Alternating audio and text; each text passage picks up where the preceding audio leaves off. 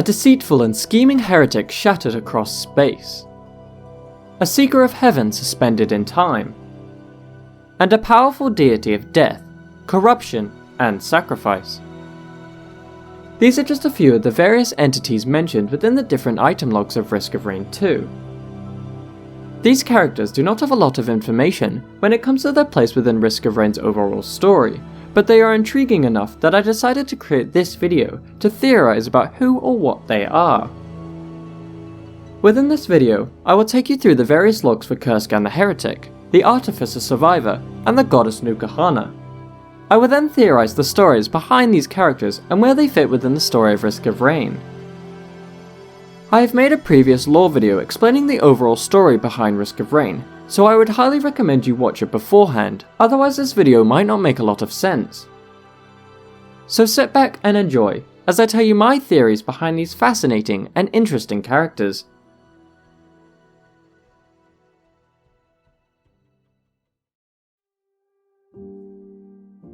Kur-skan the Heretic is a very intriguing character within the lore of Risk of Rain. Nothing is truly known about the Heretic, but I do believe that there is a lot of material that can be used to piece together her story. Firstly, Kur-skan's appearance. It is very likely that whatever Kur-skan is, she was originally an alloy vulture.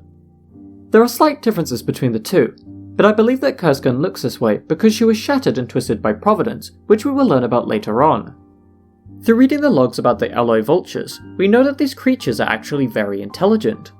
By destroying 6 nests on the Siren Call stage, we find out that these vultures have actually managed to reprogram a Solar's control unit, turning it into an alloy worship unit, which the vultures use to defend their home. I believe that these vultures are smart enough to learn how things work just by sensing them, as by reading Kur-skan's log, it mentions that despite it being her first time on board a human vessel, she could sense the electromagnetics within the walls and where they all joined.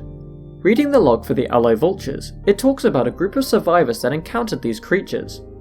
The log expands upon these vultures' intelligence as the survivors learn that these vultures managed to steal some of their guns and were smart enough to be able to understand how to use them. Stop! Everybody stop! Carl, why are you out of breath? Did you run all the way here? What's wrong? What's going on? Yes, Astrid, and you both need to listen. You know those Hornets in the black combat suits that split off a while back? The top dollar PMC badasses? I saw one of them take shots at those huge bird things we've seen sulking around the cliffs, and one of them shot him back, with a gun. The bullets must have bounced off the hardened armor, but it still knew what to do. They're not dumb animals. No way. That's not possible. It is. It happened. They must have taken the guns from the last guys. Why did you run all the way here from your post just to tell us? Because you didn't let me finish. After it ran the gun dry, it dropped in and swooped to tear through his armor with its claws. Its claws! It ripped him in half, and threw him off the cliff. Flew to the peaks with his suit and his other half. They're at least as smart as us. Worse tempered and better armed.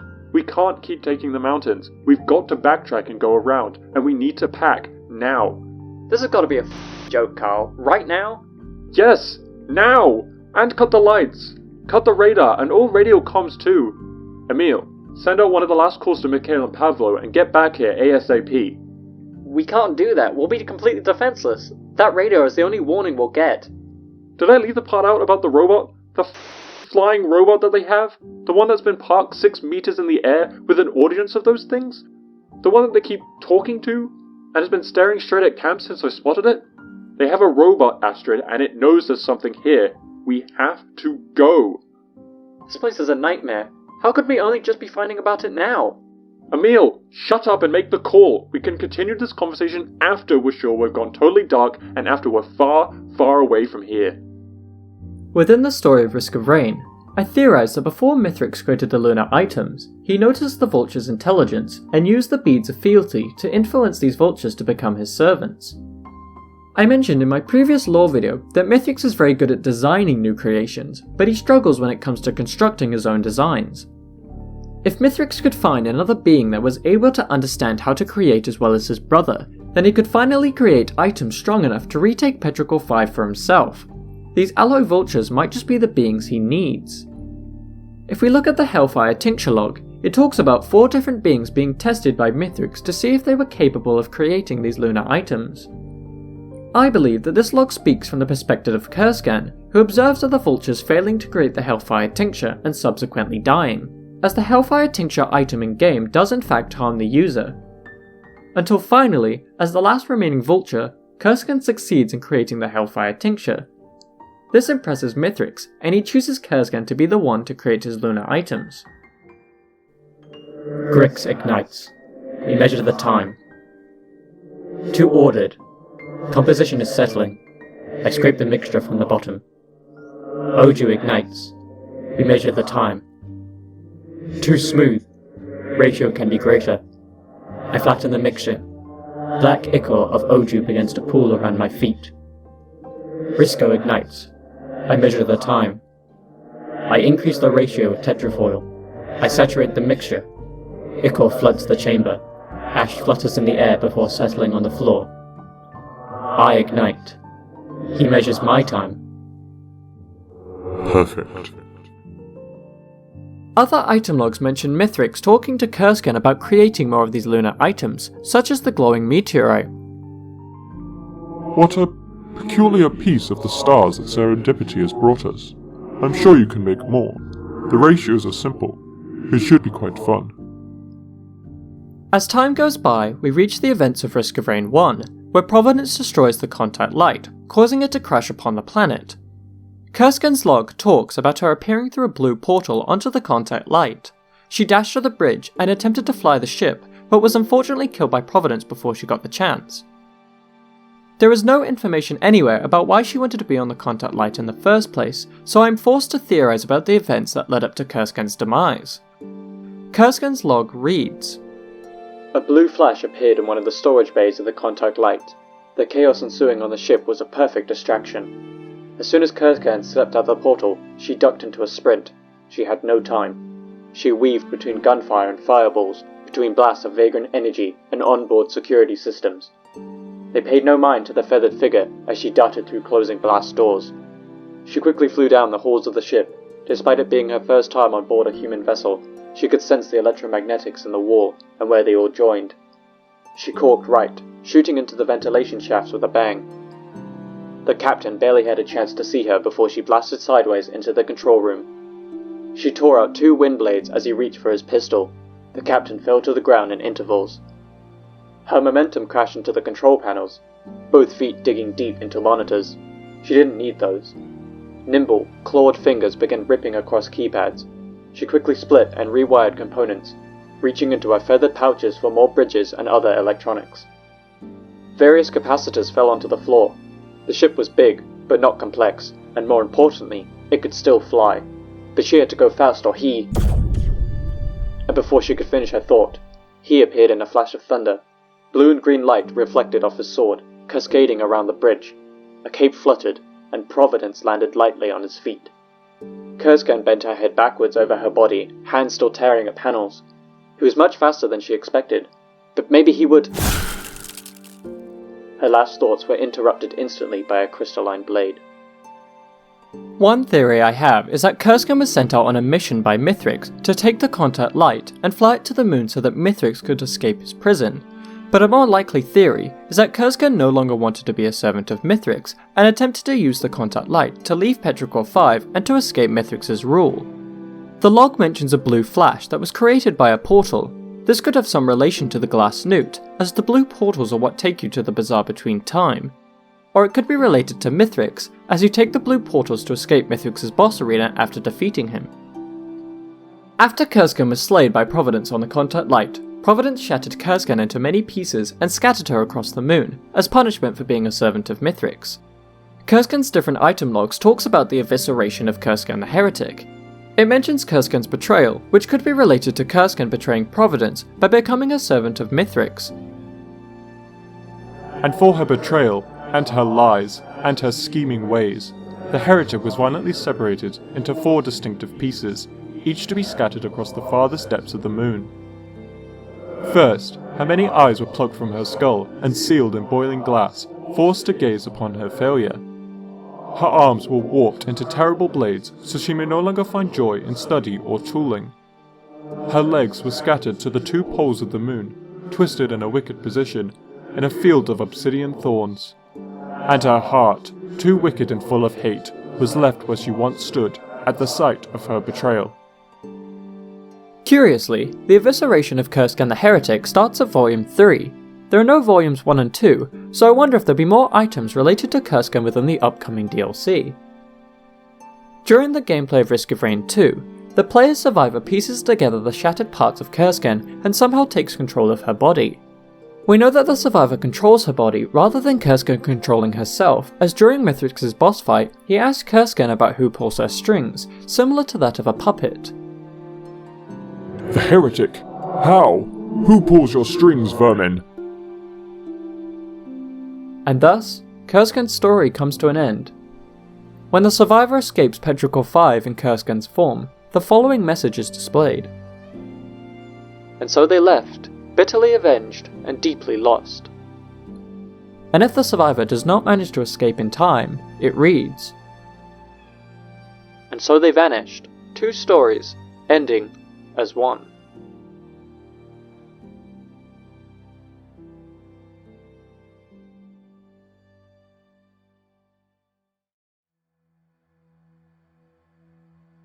The Artificer is another very interesting character, but in all honesty, there isn't much lore about her that I am able to gather from her log. The Artificer log does mention a new organisation known as the High Court, which could potentially play a large role within the story of Risk of Rain. However, because there is only one log relating to the Artificer, I was forced to theorise her origins instead. With the intense belief that heaven is a planet, not a mystical place, the High Court searched deep into space for the Promised Land. Intensely driven by both dogma and science, the High Court holds amazing technological marvels, with nearly all of them hidden deep within their halls. The House Beyond represents the most ambitious of the High Court's followers, spearheading Zone 5 deep space travel. With the advantage of their unique ENV suit, the House Beyond have gone deeper into space than any other house in the High Court by an order of magnitude.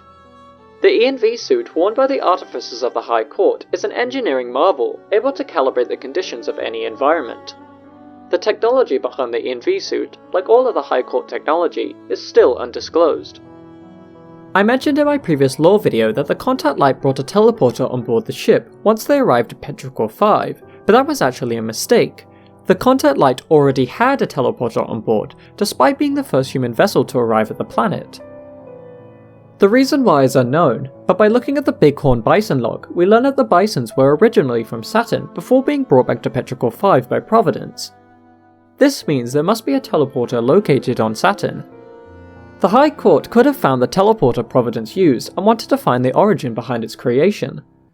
The Contact Light received a detour request from an unknown source, and I originally theorized that it was Mithrix who sent out this request. However, it is highly possible that it was actually the High Court who sent out this request instead. The High Court would have enough power to redact their name from the black box data, and it's possible that the House Beyond requested the detour to Petrichor 5 to continue their search for heaven. It is possible that the Artificer was sent out to Petrichor 5 before the events of Risk of Rain 2, but I am fairly certain that the Artificer was on board the UES Safe Travels, as the Artificer spawns in through a drop pod, much like the other crew members. If they were already on the planet beforehand, then they would have a unique spawn animation similar to Acrid, who spawns through a portal after being released from the Voidfield's prison cells, or like Multi, who does not use a drop pod, but falls down to the planet as cargo instead. The Artificer's Umbra title is known as the Herald of the House Beyond. A herald is known as a messenger or harbinger, so I believe that the House Beyond sent the Artificer on board the UAS Safe Travels to seek out and report any signs of heaven, so that they too can enter the Promised Land. The mission was top secret, which is most likely related to the High Court, having the power to hide their influence from behind the scenes. Though this heaven that the High Court is searching for is most likely referring to the paradise that is Petrichor 5, I theorise that what the High Court is truly searching for is a Moment Hole. A Moment Hole is a realm created by Mithrix to act as a safe haven for his followers, while Mithrix would go on to destroy the inhabitants of Petrichor 5 and attempt to kill his brother. This would lead to why we find the Artificer within the Bazaar Between Time. There is no information about how the Artificer became suspended in time, but I theorise that the Artificer gained knowledge of the obelisk and found her way into the Bazaar, as to pass through the obelisk into a Moment Hole, it requires the beads of fealty. The Artificer could have attacked the glass newt to attempt to steal these beads, but the newt used its powers to suspend the Artificer in time. Until eventually the player survivor comes along and frees the Artificer from her temporal prison. The Artificer would have reported back all of this to the High Court, and it's possible that in the future we may see the House Beyond make another return to Petrichor 5. Since there is only one log relating to the Artificer, there are endless possibilities about the origins behind this mysterious character, but I would love to see any theories you may have about the Artificer in the comments below.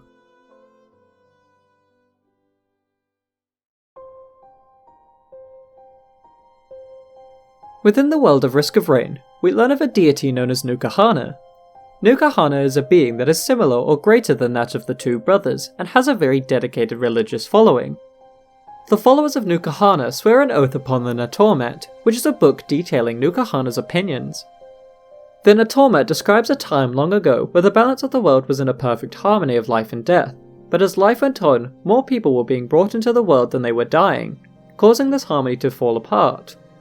This could be due to Providence, saving inhabitants of dying planets by bringing them back to Petrichor 5. Because of this imbalance, Nuka-Hana was no longer able to aid her people, and so her followers began to spread Nuka-Hana's religion. These followers killed all non-believers and either other followers alike, as a way to bring back balance to the world and to once again be granted an audience by her. The Natormet, Chapter 1, Stanza 1, Verse 2. Let us begin. What is your oath? Not very long ago, health and time were in perfect synergy. Pain and love, death and memories. The great equalizer. She would always come for us. But disparity now plagues our generations, and our children's. Not many pass, but so many are born. So many doomed souls saved. Our hubris as a race continues to grow, unchecked, unrestrained. Now there is no volume in our world for death, and she cannot visit us. But is being alive only an offset from death? Without contrast, won't we all be dead in life? The standard has shifted, and now we are also very close to never living again. We must make volume for her name, to restore the balance. Let us consume the concepts, so that we may begin to drain the bloated cistern that is our world. As disciples, we will spread her words and opinions. As pupils, we will sow death. And should we be lucky, be granted an audience by her. Wishan. I assume the word Wishan is akin to the word Amen, used at the end of a prayer. It is possible that Nuka-Hana could be the one behind this mysterious entity known as She, that came to Petrichor 5 and sacrificed herself, granting a gift to Providence. Nuka-Hana is associated with sacrifice, so it would make sense that Nuka-Hana was the one behind this mysterious being, though it is difficult to imagine a saviour such as Providence using power from a deity that encourages so much death. There is still no information on what this gift is, so there is not enough evidence to confirm or deny this theory. It should be mentioned that in Risk of Rain 2, there is a variant of enemies known as Malachite Elites, who shoot out spikes that disables healing on the player. These Malachite enemies drop the elite aspect known as Nuka-Hana's Retort, which grants the player the same ability.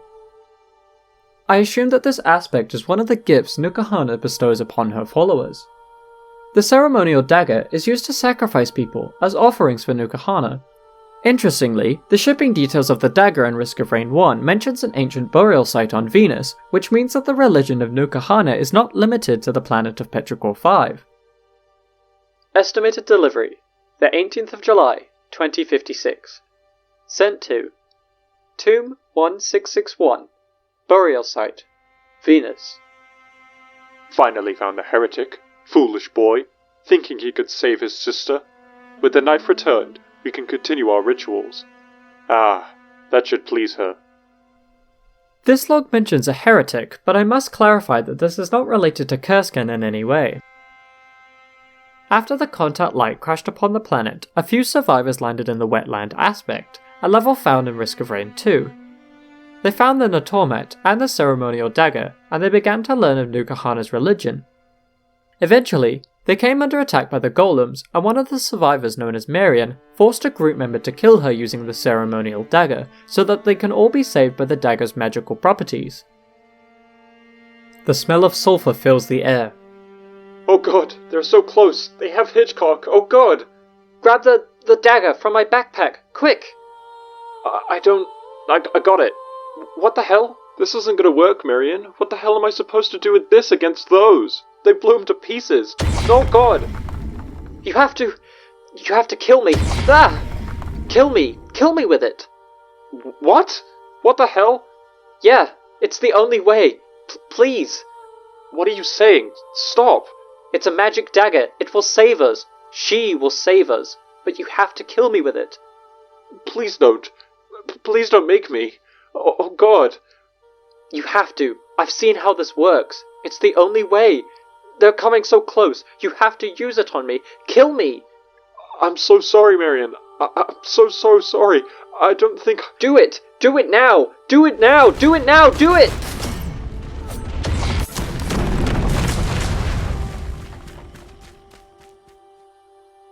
After the survivor sacrificed Marion and witnessed the power of the dagger, they became a follower of Nuka-Hana. The other group members were not aware of Nuka-Hana's teachings, and one of the other survivors, known as Pew, accidentally witnessed this killing.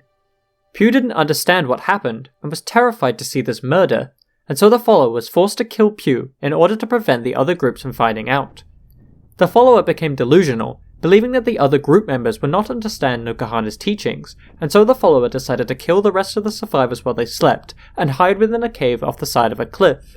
The follower's skeleton can be found within this cave, worshipping Nuka-Hana even through their own death. Yeah, I had to. I had no choice. Marion knew. She was always so much stronger than all of us. And it worked. It really did. Marion saved all of us. The dagger, it saved Pew and Larson and Dylan, Carney and Stevens. But Pew saw. He saw and he didn't understand. How could he? I tried to tell him. I ran over to him, but I couldn't convince him otherwise. And he was so crazy. So crazy. He wouldn't shut up. And the golems were coming closer, and the dagger... There was no choice. Everyone was real somber that night. We lost Hitchcock and Marion and Pew. Real somber.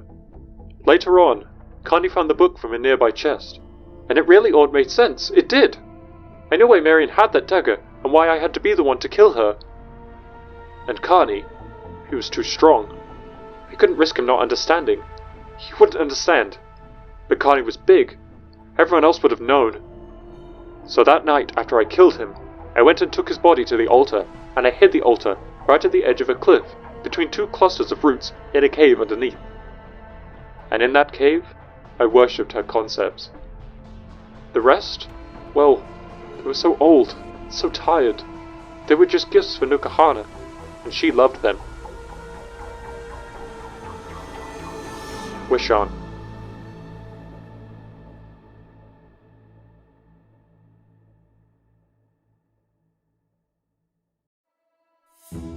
Thank you all so much for watching this video. Once again, this is my interpretation of the lore behind these characters, so it is very possible that I have made some mistakes while making this. I would love to read your own theories of the stories behind these characters, and if I have made any mistakes in this video, please leave a comment down below. If you have any suggestions on what I should talk about next, please let me know. There is not much in-depth lore left to talk about until the release of the upcoming DLC, but please consider subscribing, as I will definitely be creating more videos when that time comes. Don't forget to like and share this video if you enjoyed it, or if you disliked it, please leave a comment to let me know why. Thank you all so very much for watching. I hope to see you all again in a future video.